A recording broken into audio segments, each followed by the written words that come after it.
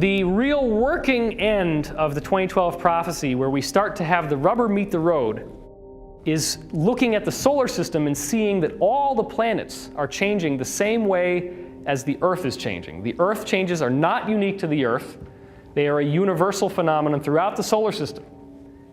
When we start to look behind the veil, the hidden reality that we have, and we start seeing a deeper truth of ourselves and a deeper truth of what it means to be human on this planet, we come into contact with a body of information that has been kept secret for thousands and thousands of years.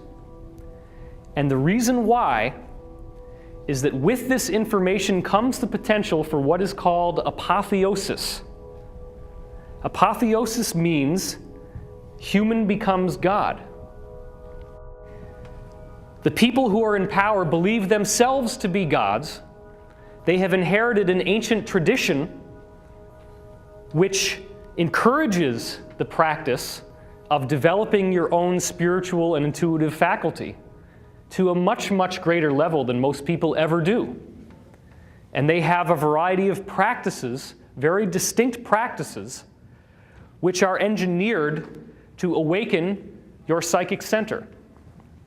In my previous video, which most of you have seen, 2012 Enigma, I show you visual evidence of the pineal gland symbolism in the pine cone. And I show you that symbolism all over the world, in all different traditions, Babylonian traditions, even in the Vatican.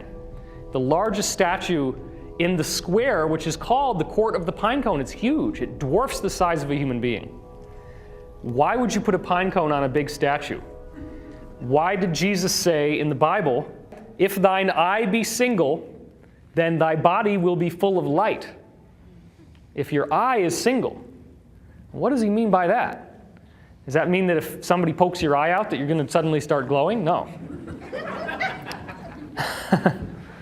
Now, there is a whole religious conspiracy going on that says that Jesus never existed, that it was all a bunch of extrapolations based on various historical figures, then consolidated into what we now call the New Testament. And I would propose that it is impossible for such an outrageously enduring legend that so many people followed with such passion to have been concocted by some sort of mishmash of lesser spiritual figures who were all consolidated together. I do believe that these events happened. I do believe they've also been greatly misunderstood.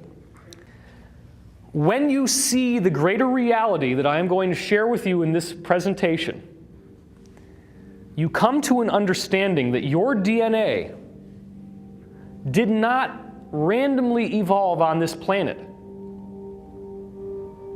Your DNA is an energy pattern that exists throughout the entire cosmos.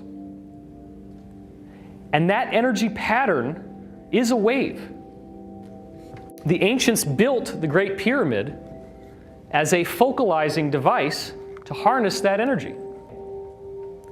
I am proposing that the energy that makes your DNA takes natural materials that are all around, just molecules and atoms in space. It takes those atoms and molecules and it intelligently arranges them together to form the DNA molecule. Now, if that is true, then it means that everyone here in this room is created by an intelligent energy field. The center of the Milky Way galaxy is also a torsion field generator. Spherical torsion waves slowly expand away from the center, passing through stars and planets as they go along. As the solar system is impacted by these torsion fields, it charges up with energy, causing massive effects on the star and its planets, influencing them to become brighter, hotter, and more magnetic.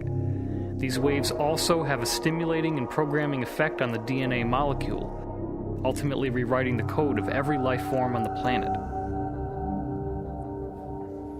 You now have just found the zone in which science and religion come together, in which you no longer have to take on arbitrary promises about there being a hereafter. Now you have proof that who you are and what makes you who you are came from something that is not physical, something that is vastly more intelligent and complex than we had ever imagined, and something that has been known about for quite a long time.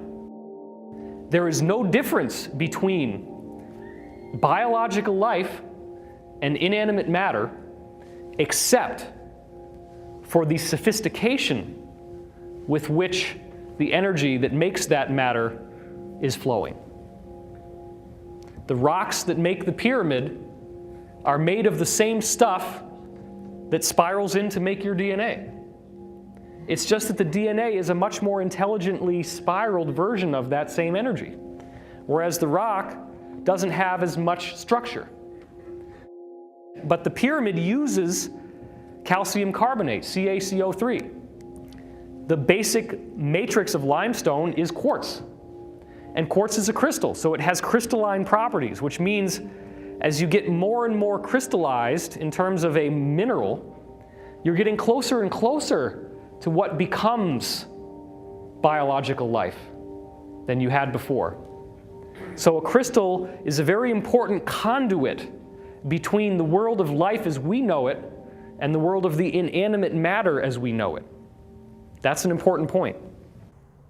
Because what you have in the Great Pyramid is a device that harnesses this energy by a very simple process. You are going to see evidence in this presentation that demonstrates conclusively that the energy itself that makes physical matter has a fluid-like quality. It behaves as if it were a fluid. And with that fluid-like quality comes all of the basic behaviors that you get with fluids in movement, which would include a funnel. It's a very simple concept. If you have water that's pouring into a funnel, where's the fastest speed in the funnel going to be?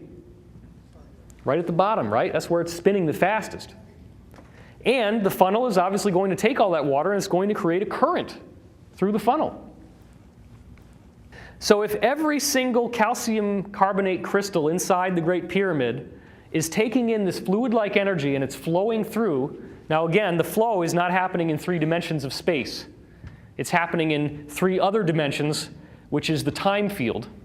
Okay, that's where things start to get complicated. If you want to find your higher dimensions, you look in time. Einstein assumed time was 1-dimensional. It's not. Time is 3-dimensional. That means you can go forwards, backwards, and sideways in time. And that gives us a really wonderful benefit because that means we can see stuff that hasn't happened yet. We can see potential realities. One of the weirdest aspects of esoteric teaching is the concept that when you see a future event, you are seeing a probable future event. You are not seeing the future. There is a very important difference because anything that you think might be happening in the future doesn't need to happen if you don't want it to happen. There are all these movies coming out about 2012 and about extraterrestrial intelligence, and they're all saying doom and fear and disaster and cataclysm is going to come to the earth. If the universe is powerful enough to create the DNA molecule intelligently from a wave, if there is that much sophistication, as you're going to see here, that life itself is divinely inspired, then why in the world would that same divine force that has intelligently brought us into being spontaneously decide to just have the sun belch off a big fireball and kill the whole planet? It doesn't make any sense. It doesn't make any sense that if there are ETs out there, that they would just be standing by and waiting for the planet to blow up, and that they're not going to do anything. So here's the riddle. If our DNA is intelligently structured by a wave, what does that say about the human body? Is this the only planet that a human body would form? Or is the human body a design whose purpose is to express consciousness on a planet like the Earth. And if that were true, then what does that say about human beings that could be visiting us right now? I got news for you. I met Sergeant Clifford Stone in person. Sergeant Clifford Stone is a whistleblower who worked in significantly classified top secret projects for our military and government. And his job, when he was called away from his normal duties in the military, was to visit sites where UFOs crashed. Now, 80% of the public believes that UFOs exist. It's no longer a myth, and it's no longer something that can be laughed at. It must be taken seriously, because anybody at this point who refuses to believe that UFOs exist is deluding themselves, because there is an overwhelming preponderance of evidence to suggest that they do. If even one photograph is not swamp gas, then we're not alone. Everything that you think you know about what ETs look like from movies is almost entirely a lie. There are no aliens. There are family members that look just like us. In fact, the farthest divergence you ever get from a human form is the typical gray physiology. The big head, the black eyes, the little nose, little mouth, tapered jaw. Nothing like my face. I have no relationship to that face.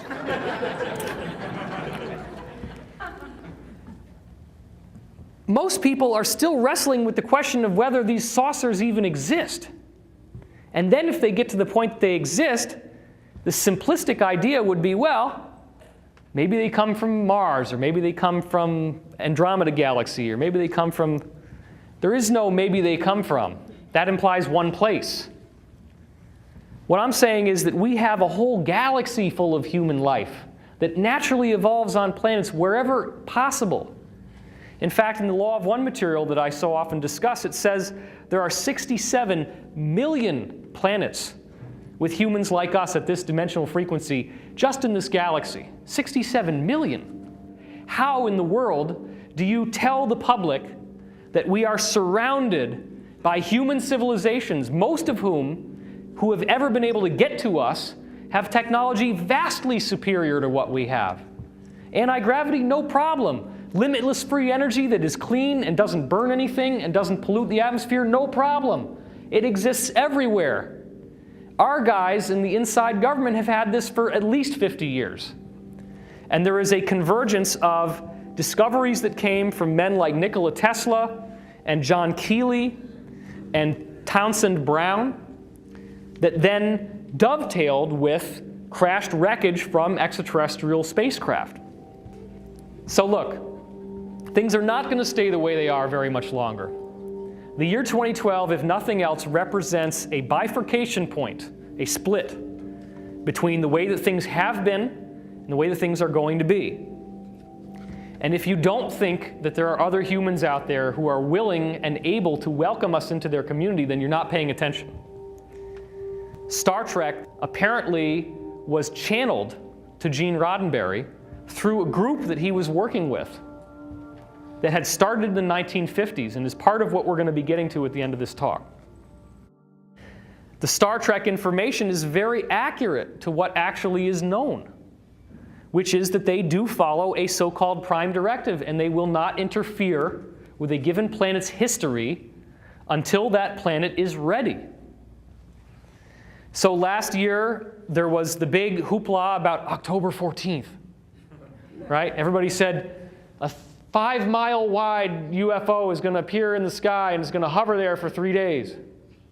Well, first of all, a 5-mile wide UFO would completely kill all the grass over the people who it was hovering from, not to mention it would be so terrifying and the average person wouldn't know anything about it.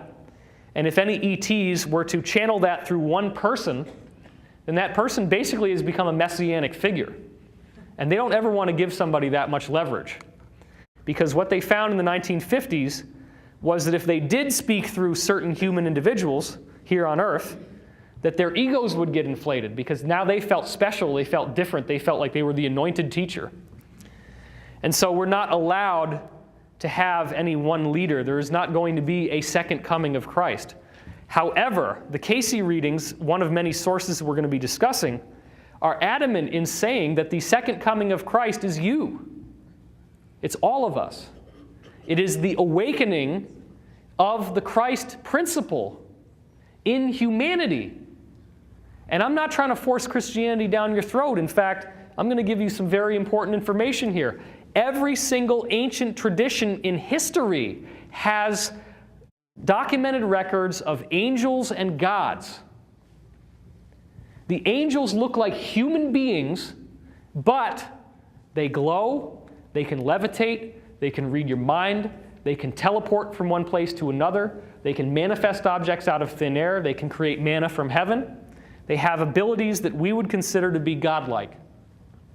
And every culture has these human extraterrestrials in their heritage. All religions are the truth. All religions are the truth. All religions have everything you need to follow the way of God, if that's what you want to call it. It doesn't have to be, my God is the only God. My God is the only right God. All it means is that you have a particular culture in a particular place in a particular time, and that culture had an enlightened teacher who took the knowledge of the universe and brought it through in his own personal or her own personal way. Because in fact, in ancient Greece, the prophets were not men, they were women. Every woman who was a prophet was named Sibyl. And the most famous Sibyl was the Sibyl of Cumae, spelled C-U-M-A-E. And she had a prophecy that came true regarding the coming of Jesus. In the Greek and in the Roman Empire, the women with the gift of prophecy were known as Sibyls, but none were as well known as the Sibyl of Cumae. She dwelled in a cave with multiple entrances and wrote her prophecies down on oak leaves. In the event that no one came to pick them up, they simply blew away. The Sibylline prophecy is widely respected as one of the harbingers of Jesus' arrival, but that was one of many things. The prophecy book was so accurate that in the Roman government, that was considered the highest treasure they had. There was nothing in the Roman government that was taken on with greater seriousness than the Sibylline prophecy scripture. The Sibylline mystery texts are one of many texts that describe a utopian world that is coming into being. In fact, every ancient mystical and spiritual tradition speaks of a golden age that is coming. And they don't speak about it in a bland, sophomoric fashion. They speak about it in an exciting, invigorating, eye-opening way because of the extent to which they say things will be changed. And you're going to see those prophecies at the end of this talk. The true law is unity, that all is love, all is one, all is light. But the first distortion of that law, the first spin that you have to look at as soon as you grasp that the universe is love, is the free will principle. And what that means is that there's only one of us here, there's only one being, but the greatest gift that that being has given us is the opportunity to discover that we are one with it in our own way, without anybody telling us what to believe or what to do or how to think. It simply is. It's our path, and we can do anything we want. We have the free will. If we start infringing on someone else's free will, it is a design of the universe that whatever we measure out to others will be measured back to ourselves. That's karma. So yes, you can practice the negative path if you want to. You can infringe on other people's free will. You can manipulate them, you can lie to them, you can control them, you can steal their money, you can leave them unemployed and homeless and hungry. But you will be stolen from, lied to, manipulated, controlled, beaten, abused, raped. And you have to be.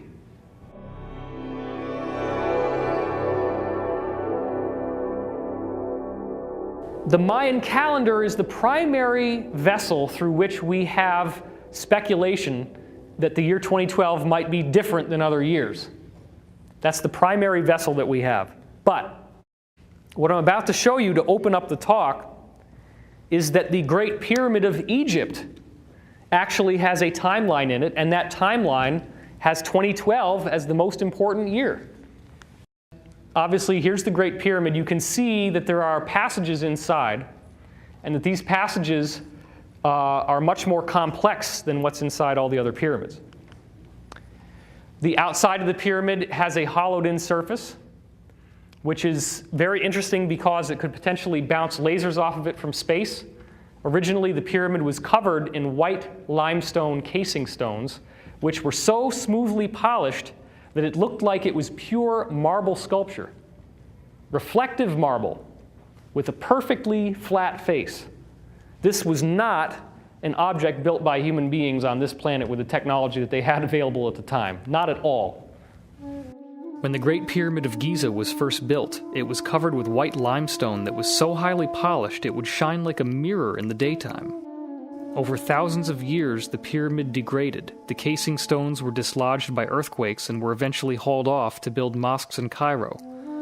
The pyramid we know today has a flat top, which makes it a six-sided object. In Egyptian numerology, 6 is the number of imperfection. When the capstone is returned, the pyramid becomes a 5-sided object, which symbolizes divine initiation and the transformation of the world into a golden age.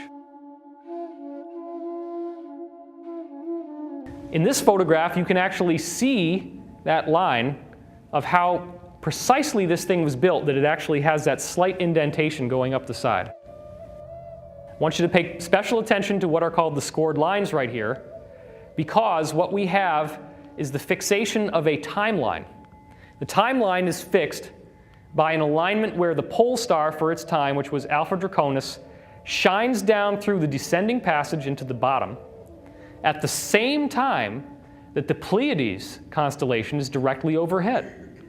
The scored lines are where that conjunction is marked, and this conjunction only occurs at 2141 BC. That's the only time that both of those things happen, where the pole star can shine down the tube and the Pleiades are directly overhead. So the message is you start counting at 2141 BC.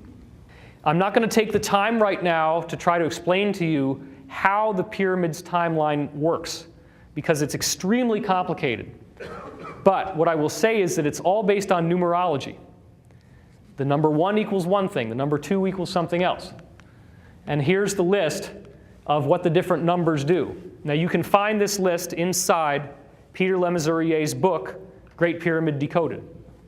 What you'll see is that there's enough information in the different numerals and what they mean that it is possible to encode very complex messages that basically can say anything you need them to say, just using mathematical measurements.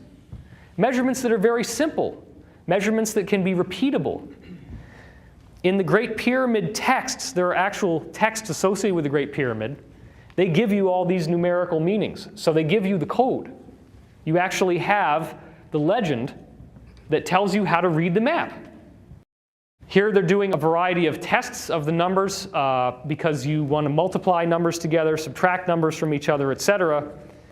And if one number means one thing and another number means something else, and then you subtract, the act of subtraction means you're taking something away. So that the subtraction becomes part of the message.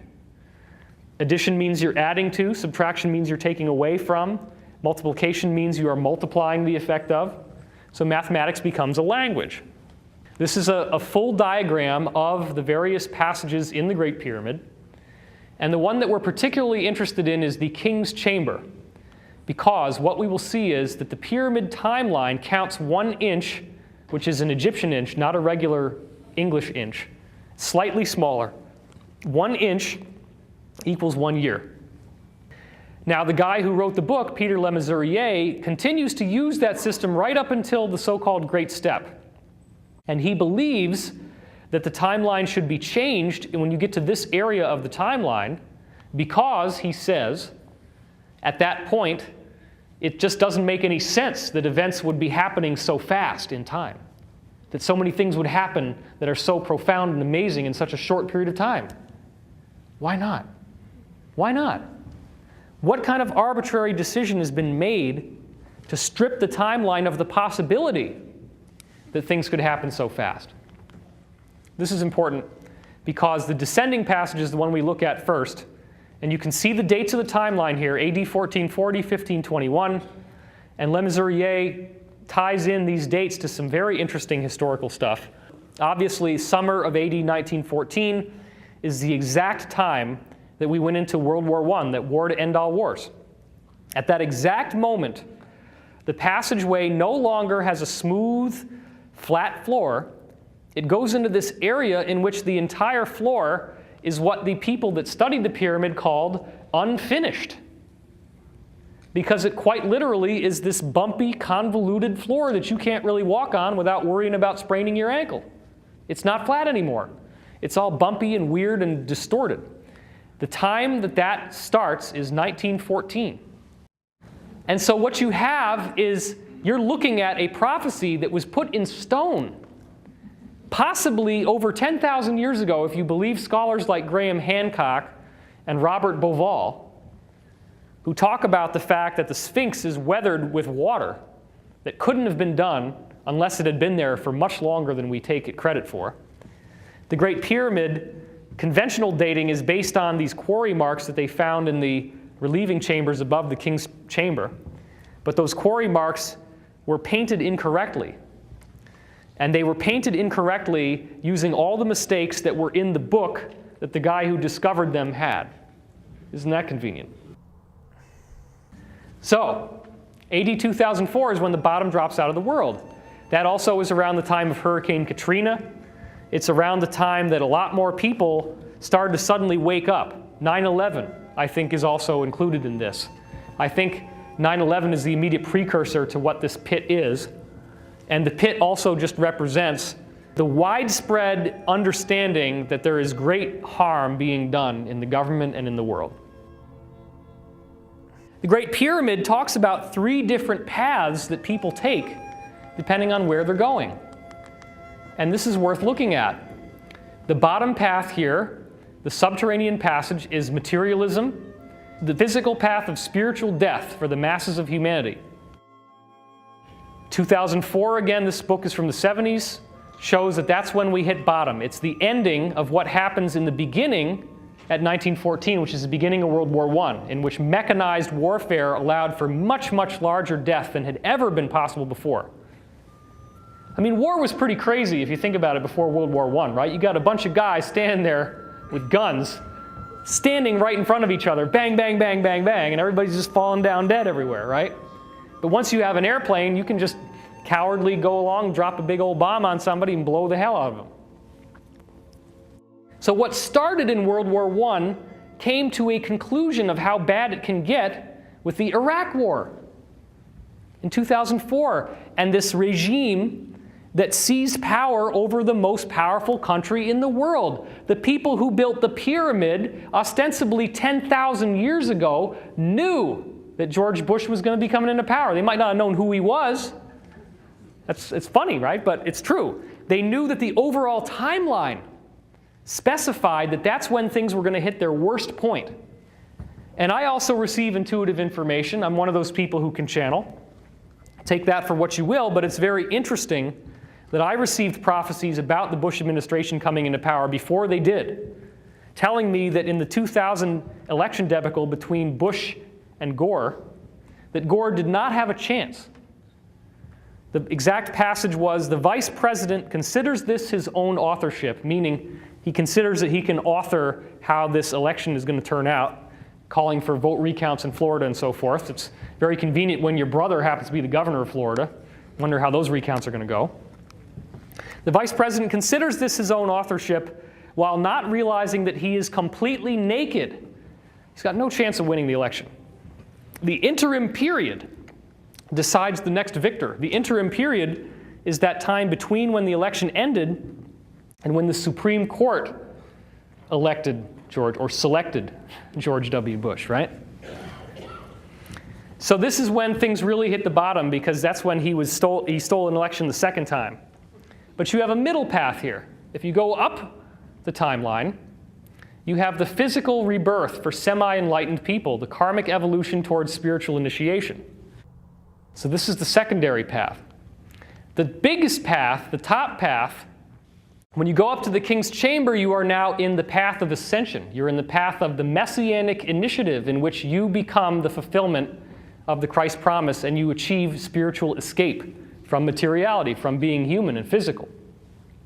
Now, one of the interesting things the pyramid did is it put these stones in the way, and there are actually other stones that were in this part that were taken out that were made out of limestone, but these are granite, and they're much more solid. And there was a hidden lintel there, which meant that you couldn't even see that these were there. It just looked like the passage only went down. And it wasn't until that lintel fell off while they were setting off explosives in the pyramid to blow the hole into this, that they heard something fall, and that's when they realized there was something else. And they bored a hole through and found this. Because actually this entrance is not in the center of the pyramid.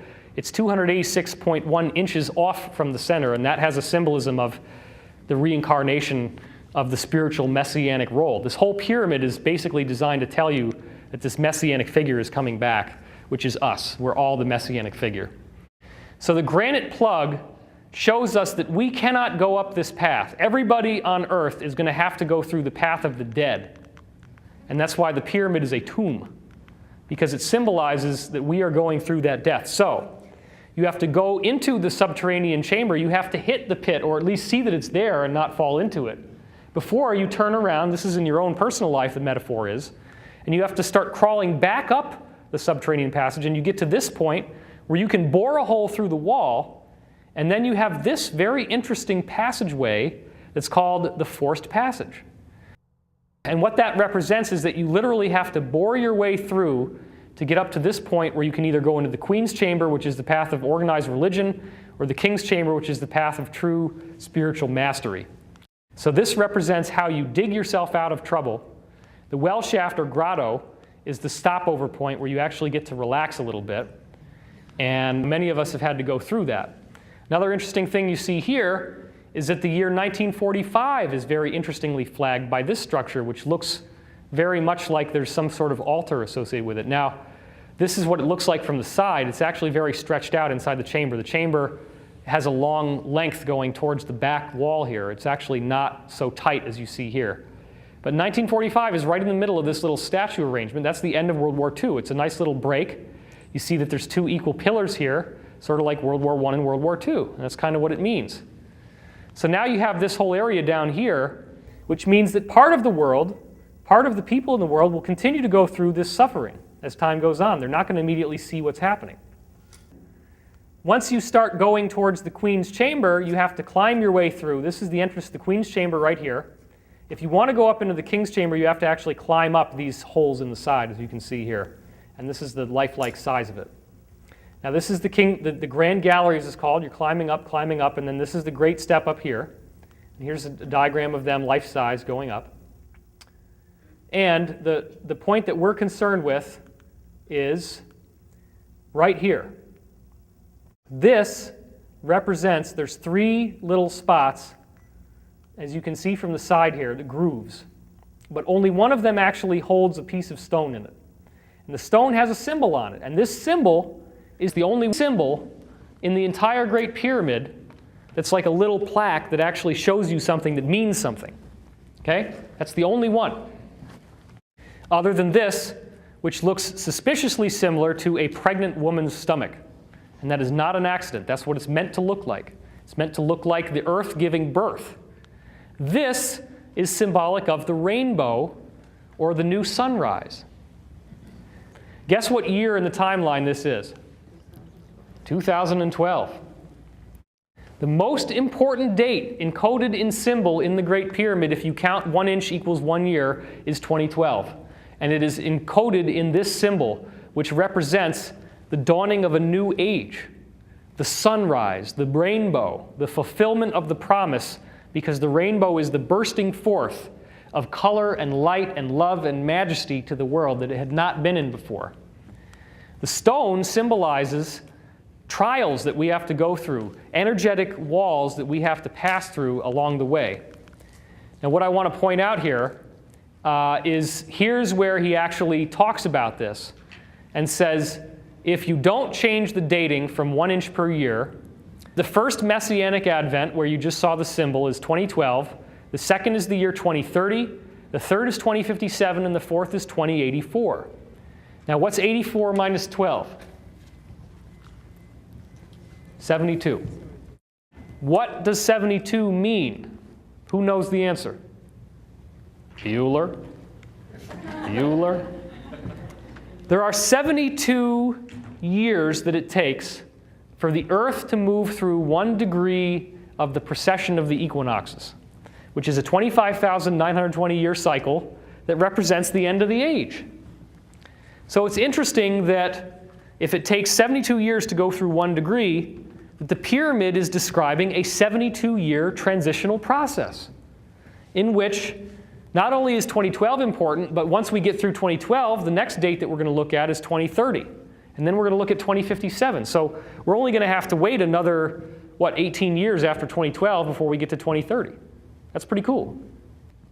2012 is predicted as the year in which whatever the second coming of Christ is supposed to be will happen. Now, isn't it interesting that if you take the Pyramid of the Sun in Teotihuacan and you take the Great Pyramid, that the square footage, the actual perimeter of the pyramid is exactly the same? The Pyramid of the Sun in Mexico, the Great Pyramid in Egypt. You have the Atlantic Ocean separating these cultures, which most people would say are completely different. But they both build pyramids. And they both have a calendar.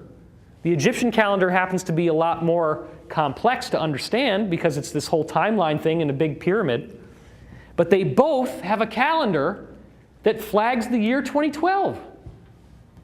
Now, do you honestly think that that means we can just blow this thing off and it doesn't mean anything? Now we have the proof that both cultures on both sides of the Atlantic say that 2012 is going to be something spectacular. The people who built the Great Pyramid intended to give us a message. And it takes a solving of a mystery to figure out what the message is. You don't just get the answer spoon-fed to you like a little baby. If that was all it was, then it wouldn't involve the free will principle I was talking about. The free will principle is what allows us to have something to strive for. The free will principle is what makes us have to search for the information. And that's why this is cool, because this is an investigation. It's an ongoing investigation. You guys are dipping into the investigation while it's still in progress. I might find something else later on that's going to be really cool, and then I'm going to have to change the whole presentation around and work that in, and I do that all the time. The interesting aspect of how I fit in, for those of you who haven't seen this before, is that there is a remarkable similarity between myself and the historical figure Edgar Cayce, who was a 20th century mystic and psychic, who could be given someone's name and address, and through nothing else but that information, he was able to give their medical problems and a treatment without knowing anything about them. All he knows is their name and address, and they sit down in their house, thousands of miles away, potentially. He sits down, he goes into a trance, he starts speaking, he doesn't remember anything that he says, and when he wakes up, the guy who wrote it down says, "Oh my gosh, this is amazing because, we found out that this person has leukemia, and you said they have leukemia in your reading," and this was done over 14,000 times. So what you see here is a comparison between Cayce's astrology on the inside and my astrology on the outside. And what you see here is Sun over Sun, Venus over Venus, Mars over Mars, Moon over Moon. There's all these correlations between the planets. Superficially, they're in the same sign. You can see that the probability just of hitting the same sign, Pisces, Taurus, Capricorn, year of the ox, the same year of the Chinese zodiac, 1 out of 12, and the moon in the same degree, 1 out of 360. The likelihood of all this happening by chance is really, really unusual, especially because the only time that you get this close of an alignment with Cayce's birth planets, it only happens once in 127 years after he dies, which happens to be the exact time that I was born. It's a coincidence. And of course, there wouldn't be any facial similarity. That would be too obvious. So we can't give you that. You guys have probably seen this before, most of you, but obviously there's a tremendous facial similarity. You can see an extraordinary likeness. In fact, many people have said it's like the same guy, just put on a hat. And in Zurich, somebody actually gave me a bowler hat, and I recreated the famous slack-jawed pose. So, okay, 2012. Now you know that the Great Pyramid is talking about it. Now you know that the Mayan calendar is talking about it. You also may know that the zodiac has ages. The age of Aquarius, right? When does the age of Aquarius come in? 2012. And that's been calculated based on constellations in the sky by mainstream astronomers. So now you have a third correlation. Ages of the zodiac, the Great Pyramid timeline, and the end of the Mayan calendar all say the age of Aquarius, the shift of the ages, 2012, buckle your seatbelt. Something's going to happen. Something very cool and wonderful is going to happen. If you're scared, it's because you haven't solved the mystery. You don't even know that it's a mystery. The fear is what gets you looking for something that will make you not scared. Is this another ordinary time in history? Is there any scientific credibility to the idea that this is not just another year, but that there's something going on? Well, first of all, we're learning more and more about the idea that we are not alone in the universe. The most recent disclosures from mainstream media, this is February of this year, said that there could be 100 billion Earth-like planets in our galaxy alone. Scientists are changing their tune. They're not talking the way they used to talk anymore. Remember in the old days where they're like, and I say old days, I mean only, 5 years ago? Well, we don't know if any other star has a planet around it. Maybe they got big gas giants like Jupiter, but we don't really know. Well, now we've had so many advances in looking at the planets with telescopes and such that we know that there are planets everywhere, that most stars do have planets. And now they're calculating that there could be 100 billion planets like the Earth. So that becomes a lot easier to conceptualize the idea that there's extraterrestrial life. The galaxy may be full of Earths and alien life, this is CNN.com. Here's another 100 billion Earth-like planets in the galaxy alone. Here's another recent discovery that's very interesting. All blue-eyed people can be traced back to one ancestor who lived 10,000 years ago near the Black Sea.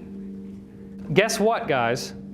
The white skin, the white people, if you will, are the most recent extraterrestrial DNA to come to the planet. Not the only, because hardly anybody on this planet is indigenous human, according to the traditions that we've encountered. But the most recent ET influx is white-skinned people. Everybody with blue eyes can be traced back to one single ancestor. Now, the Casey reading said that Edgar in his past life in Atlantis was known as Ra-Ta, that he was the guy who helped design and build the Great Pyramid with the cooperation of an extraterrestrial group called Ra, and that the reason why he was able to do all these magical things like channeling and being able to find out where to build the pyramid and being able to hear the words was that he was a hybrid. His mother was impregnated by a human extraterrestrial that had white skin. They'd never seen white-skinned people on Earth before. So, Edgar Casey's past life as Ra-Ta, it says in the readings, is very controversial, was the first white man on Earth. And if that was my past life, then that means I'm your daddy. I'm your daddy. Thank you very much.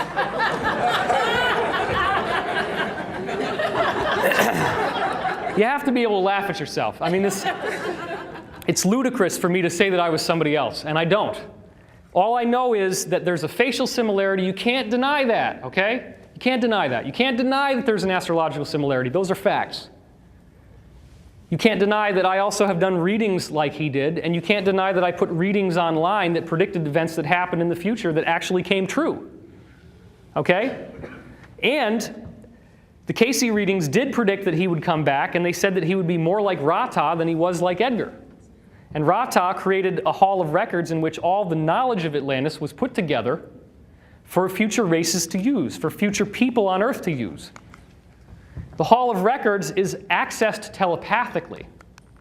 And so what I've been doing is basically downloading the information from the hall of records that I knew back then and putting it together, and that's why we have information that's unlike anything else that you've seen, because it's all remembering. So the most powerful people in the world took the teachings that Edgar's past life as Rata helped to create and contorted it into a negative purpose. And so not only am I the daddy of all the white people, I'm also the father of the Illuminati. Yeah, that's really nice. Thanks for that, karma. The Illuminati have a tradition about a great prophet who they said was killed for his beliefs, and that he's the founder of all their spiritual teaching, and that legend that they teach in the very high levels of the Illuminati is identical to the Rata story. Okay? And they apparently inherited a prophecy that said that he was going to come back and help usher in a golden age, which they call the New World Order. Novus Ordo Seclorum, it's on the bottom. And that what they did is they inherited a positive prophecy about one of what the Casey reading said would be a team of liberators who would help change the planet. A team, not one person. All this stuff about one guy coming in and doing all this stuff is not true. The Great Pyramid speaks of Jesus coming in and speaks of him in very positive terms, but it also says this is a universal event for humanity's entire history. So it's not just about one religion, it's about something that benefits everyone. This time that we're in is a time of change, and it's a time in which we all get to experience that change together. We're all in this together, and each one of you are one of those liberators. If you're watching this video on the internet, or if you're in this room with me right now actually seeing this live, you are one of those people who has been charged with a responsibility to share what you know with the people. And yes, just like has happened to me, somebody is going to call you the Antichrist. It happened to you, apparently. Somebody is going to call you a Messiah. And that's not true either, because we're all here together to work on this stuff. There is no one savior figure, per se. Can I get an amen on that? All right. Look, the purpose is for us to come together and to find commonality between us. So, the real working end of the 2012 prophecy, where we start to have the rubber meet the road, is looking at the solar system and seeing that all the planets are changing the same way as the Earth is changing. The Earth changes are not unique to the Earth. They are a universal phenomenon throughout the solar system. That's called interplanetary climate change. That's one of the things we're going to be talking about. You're also going to see evidence very clear in the fossil record showing that in even intervals of 26 million years, every form of life on Earth spontaneously changes and upgrades from one type of creature to another. The DNA code itself gets rewritten, and I'm going to show you the evidence of how that happens. More recently, another cycle was discovered that's 62 million years in length. This cycle was discovered by Dr. Robert Rode, goes all the way back to the first single-celled organisms in the fossil record, 542 million years ago. 62 million year cycle. Now, what does this mean? What I believe this means is that the center of the galaxy is releasing waves of energy. And the way that you visualize this is think about dropping a rock into a stream or a still pond. You drop that rock into the pond, the surface makes a ripple. It's a circle, and it goes out. These are ripples of energy that slowly travel from the center of the galaxy, and they're structured like layers of an onion. And they're evenly spaced because it's all vibration. It's all harmonics. So as these evenly spaced walls shoot through the solar system, they reprogram the DNA on Earth. And all of the creatures on Earth are spontaneously transformed, as you see in the fossil record here. There's no evidence in many of these cases of cataclysms. There's just suddenly one species and then another one. And there's no transition. You have shellfish, like a clam, and then the skeleton's on the outside and the body's on the inside, and then what happened? That flesh is on the outside, skeleton's on the inside. There's no halfway creature where the flesh is halfway in and halfway out. You go from shellfish to bony fish, bang, just like that. It was spontaneously changed. And there are many, many of these dropped things in the fossil record where you can't see the difference.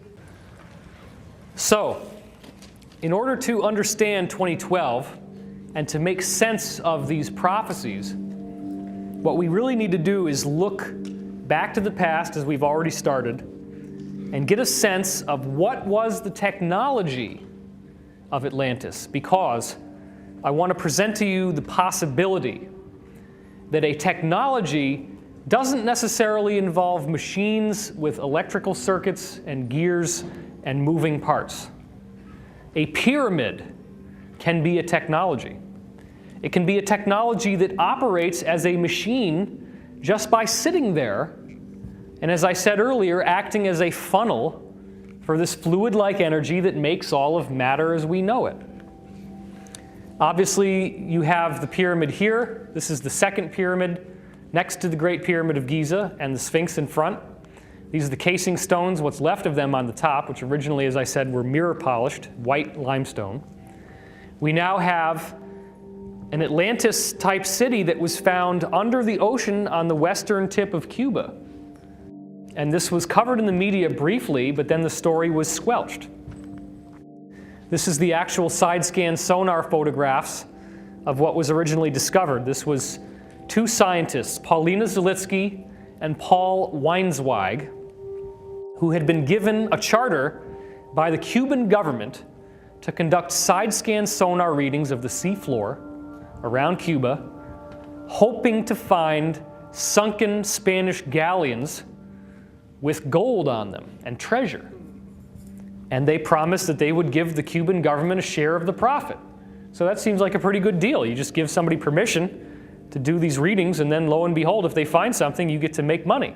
Now, the problem was that what they found was not treasure. It was much more valuable than just gold coins. It was actually pyramids and sphinxes and roads and buildings. Now, a three-dimensional reconstruction of what you see from the top down here has been built.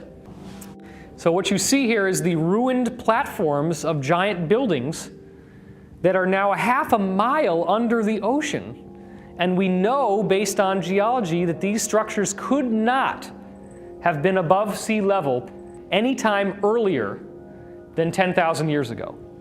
They're at least 10,000 years old, minimum. We know this is true.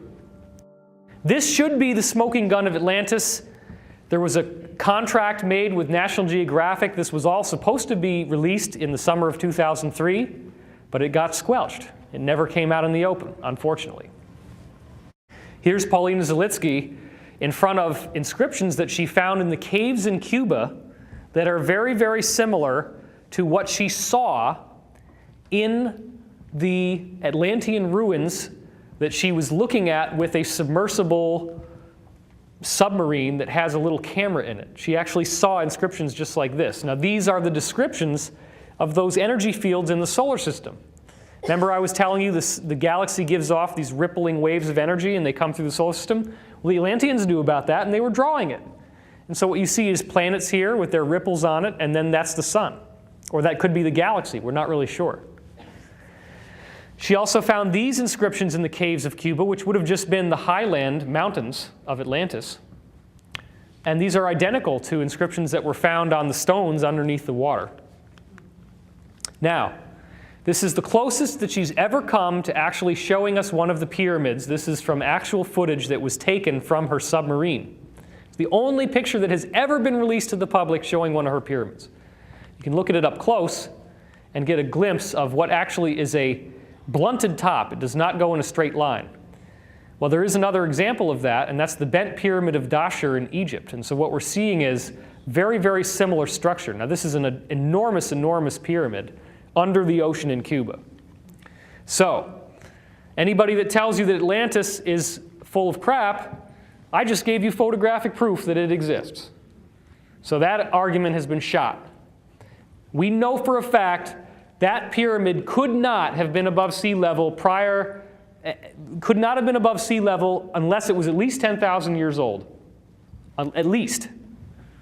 Given that information, what the heck did they know, and why did they build these things everywhere they possibly could? Not seeing the future. There is a very important difference, because anything that you think might be happening in the future doesn't need to happen if you don't want it to happen. There are all these movies coming out about 2012 and about extraterrestrial intelligence, and they're all saying, doom and fear and disaster and cataclysm is going to come to the earth.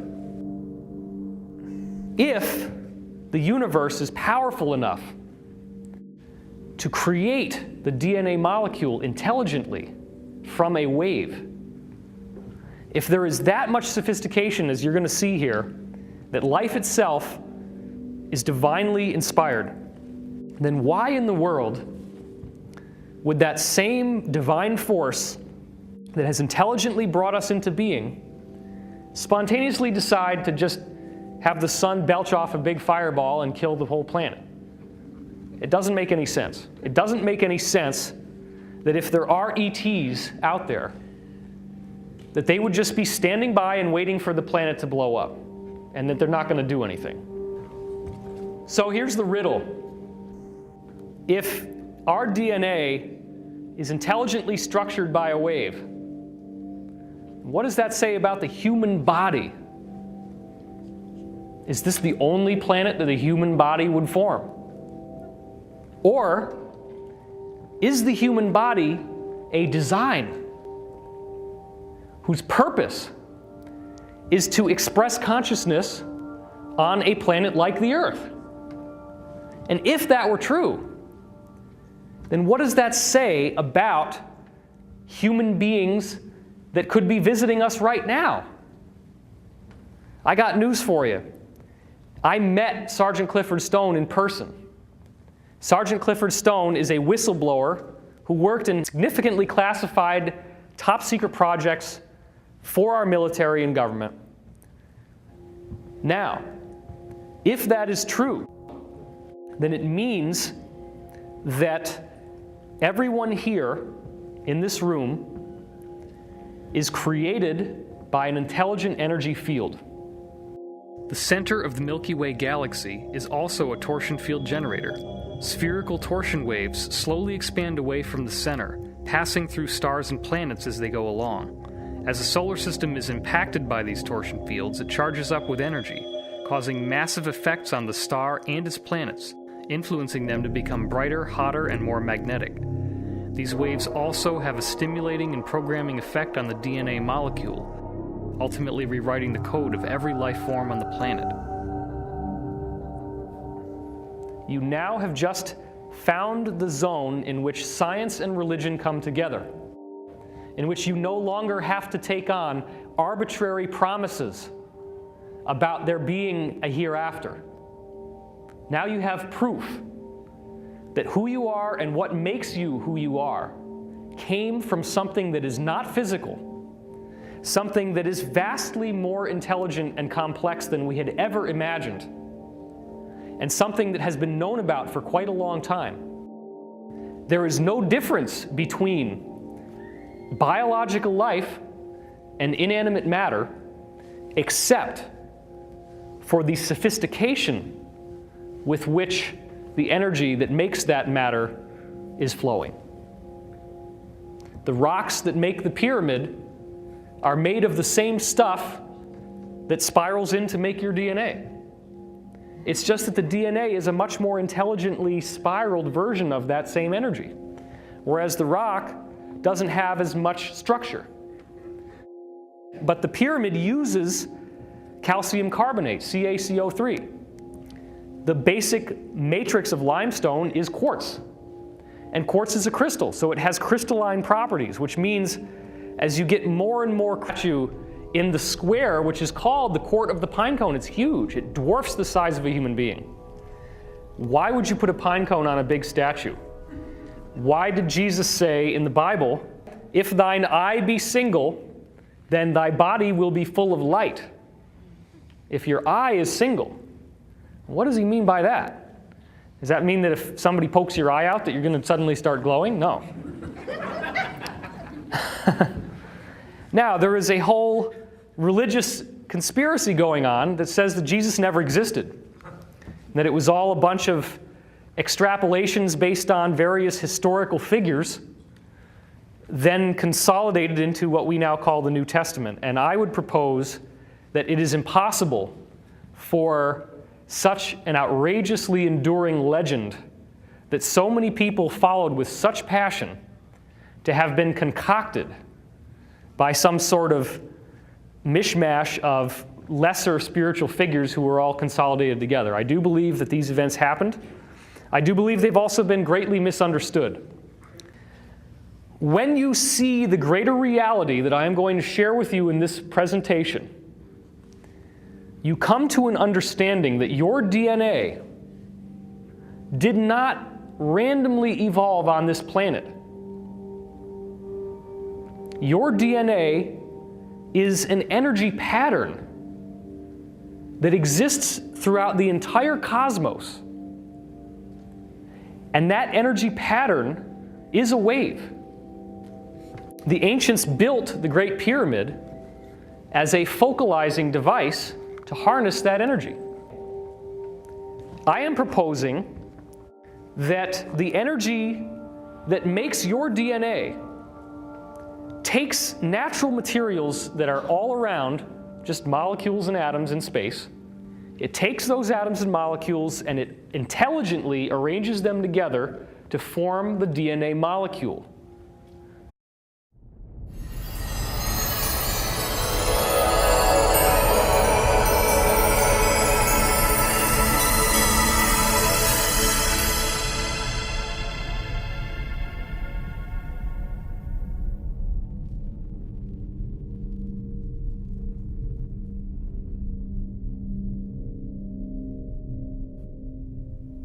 The real working end of the 2012 prophecy, where we start to have the rubber meet the road, is looking at the solar system and seeing that all the planets are changing the same way as the Earth is changing. The Earth changes are not unique to the Earth.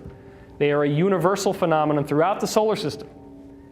When we start to look behind the veil, the hidden reality that we have, and we start seeing a deeper truth of ourselves and a deeper truth of what it means to be human on this planet, we come into contact with a body of information that has been kept secret for thousands and thousands of years. And the reason why is that with this information comes the potential for what is called apotheosis. Apotheosis means human becomes God. The people who are in power believe themselves to be gods. They have inherited an ancient tradition which encourages the practice of developing your own spiritual and intuitive faculty to a much, much greater level than most people ever do. And they have a variety of practices, very distinct practices, which are engineered to awaken your psychic center. In my previous video, which most of you have seen, 2012 Enigma, I show you visual evidence of the pineal gland symbolism in the pine cone. And I show you that symbolism all over the world, in all different traditions, Babylonian traditions, even in the Vatican. The largest statue crystallized in terms of a mineral. You're getting closer and closer to what becomes biological life than you had before. So a crystal is a very important conduit between the world of life as we know it and the world of the inanimate matter as we know it. That's an important point.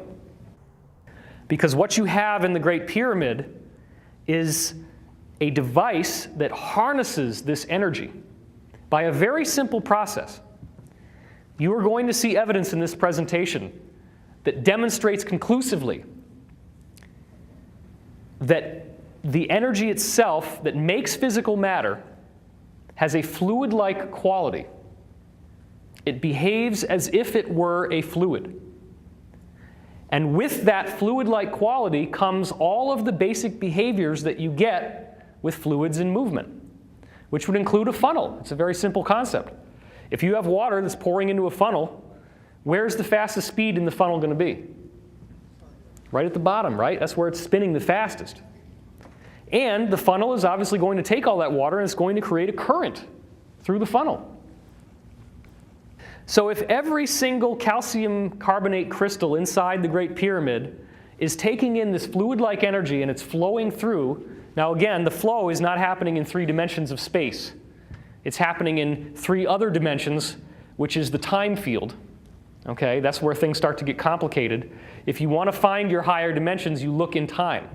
Einstein assumed time was one-dimensional. It's not. Time is three-dimensional.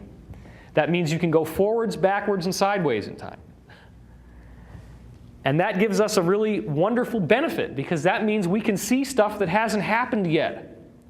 We can see potential realities. One of the weirdest aspects of esoteric teaching is the concept that when you see a future event, you are seeing a probable future event. You are not